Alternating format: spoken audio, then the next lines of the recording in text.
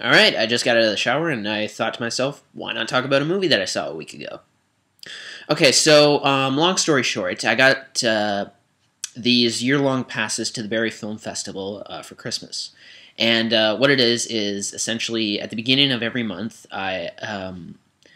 my town, Barrie, has a little film festival where they show a bunch of movies where you wouldn't be able to see them in, your local multiplex, and it's pretty cool. I wasn't able to go on January, but I was able to go this February, and I decided why not talk about each movie I see each month.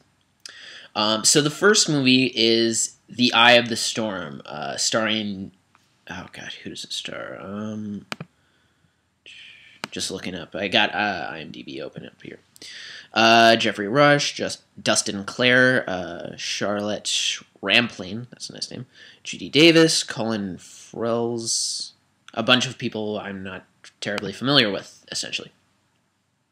So, the plot is about this old rich woman who is near death, essentially, and her interactions with her daughter and her son and her maids. I don't know how to better phrase that, but yeah, essentially her helpers. The reason I put off making this video for a long time is just because I really wasn't sure whether I liked this movie or not. And how do you not decide that? Either you like something or you don't. It's not like it's a tough decision, but in this movie, it's kind of a hard movie to like. How should I explain this? It has its charm. It has its good points. It's humorous. It's a very funny film. I didn't expect to laugh as much as I did. It's got some poignant moments, I should say. I don't know how else to phrase that, but okay. Maybe it's just because I've been raised on American movies for so long, but I wasn't really braced for this one. This is a very British film. If you find British films annoying, you're going to find this film annoyingly British. It's got royalty, wealth, theater, chips, and Jeffrey Rush. And in that sense, it's a very bittersweet movie. It's not necessarily an uplifting movie. It's not Danny Boyle by any means. But the characters is where I really start to have problems with the movie. Not because the characters are, like, not well realized. Like, it's just, they're so hard to like. I mean, they're just, for lack of a better word, and I think this word works well, they're just hideous in every sense. They are horrible, horrible people.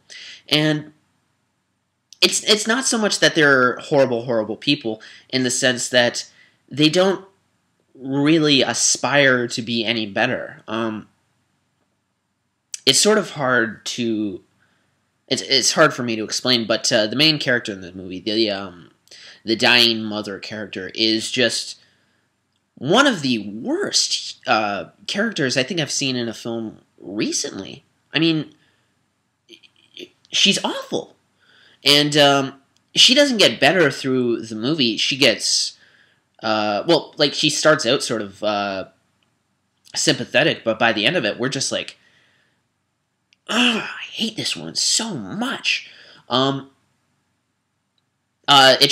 tells the story in a number of flashbacks and going back to the present and stuff like that, and it's told all right. Although there's this character in the movie that's introduced towards the end, and he's this Australian guy, and they act as though, like, all the characters act as though they've known him, and correct me if I'm wrong, I don't think we've seen him up until that point. It's like going home, and it's like walking down the street, and right in the middle of City Hall is a giant green walrus, and you're the only one who notices. I don't know, maybe I just didn't notice. Another thing that kind of bugs me about this movie is that it is 2 hours long, which isn't terribly long considering, but oh my god, this movie feels long. That's something that should never ever happen with a movie, but it feels 4 hours long. I checked this movie about like 10 minutes towards the end, and it was like only an hour and 50 minutes happened, and I was like, oh my god, really? Jeffrey Rush, who's the most recognizable character, at least for me. He's very charming as always,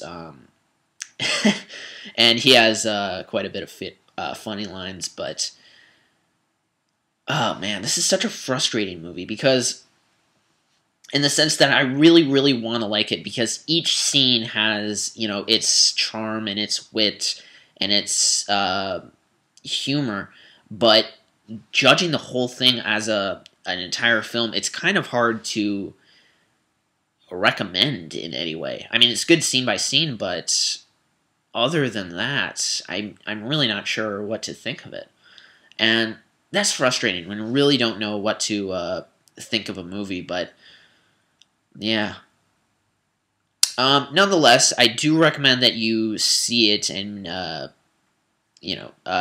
and I would like to hear what you think of it. I always encourage people to see it and then form their own opinion. I'm just sort of stating mine. So anyway, thank you for joining me in this review, and I will have another review next month for the Barrie Film Festival thing.